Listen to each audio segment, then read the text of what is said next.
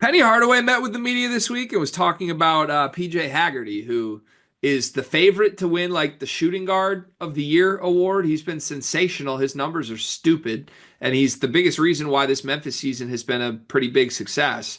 PJ Haggerty's also a sophomore, so he is either going to play a couple more years at Memphis, at least one more year at Memphis, or potentially he could portal the same way he ended up at Memphis. And if PJ Haggerty hit the portal, he would be the prize of the portal. Every single school on earth would want to pay him the maximum amount of money that they could. And Penny Hardaway seems very aware of this. He said the number one priority for Memphis this offseason is bringing back PJ Haggerty. But he had an interesting quote on how they're going to do that. The quote was this, quote, "That's on the fan base too. Show PJ some love. In this transactional world, some team could go, we'll give you 2 million, 3 million if you come over here. I need help from the fan base to combat teams that might make a $2 or $3 million offer for my superstar shooting guard." Do you like this energy from Penny Hardaway? It's interesting. Before the season, it felt like Penny was on his way out of Memphis and probably on his way out of coaching. At that, Penny gets it though. Like Penny gets it. Like I think I love this. Every button Penny's pushed all season has been the right button. It makes me think more so like he just built some bad rosters.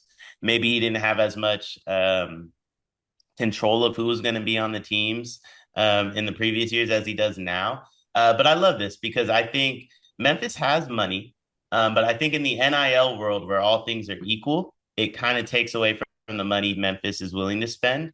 Like Memphis was had a lot of money when FedEx was just dropping bags for people, but no one else was really paying money when they were cheating. Like I'll just be honest, like when they were cheating, they had a lot of money, and now it's a little bit more even.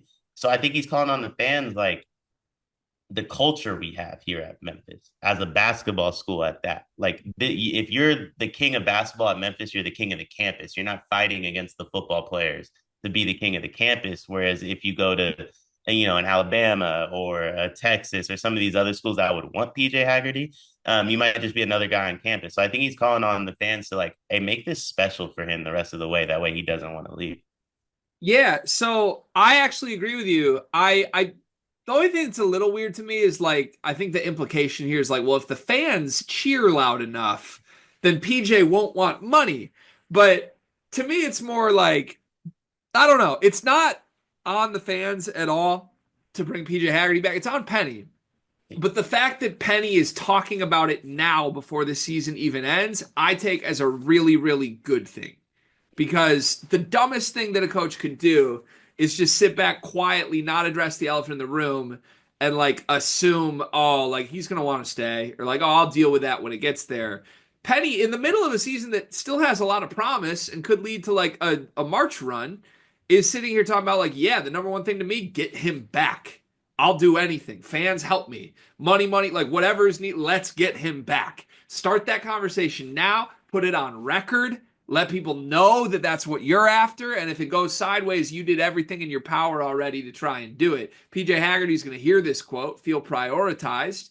And it makes him know deep down, like your head coach is here to advocate for you earning what you deserve and staying at Memphis.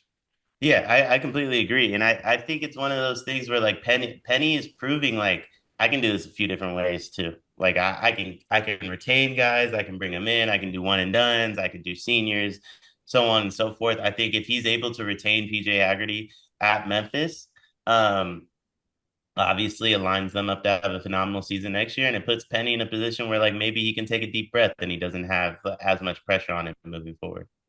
Yeah. Yeah, I it's weird. It's weird that I'm coming to the end of the year like, damn, Penny did a great job. But he did, you know? You know, it's weird, G. We just did a video on the Indiana coaching search. Everyone should go watch. I'd take, Whoa! I would take Penny over some of them coaches, I think. There, look, I mean, Penny's at his place, right, at Memphis, but there were some rumors that Penny was open to like the Miami job. Oddly enough, I said this about Otzelberger, and not to go, everyone should watch the Indiana video, not to go into it too deep on here. Otz is in his perfect spot. I think Otz will have more success at Iowa State than when he takes that bigger job.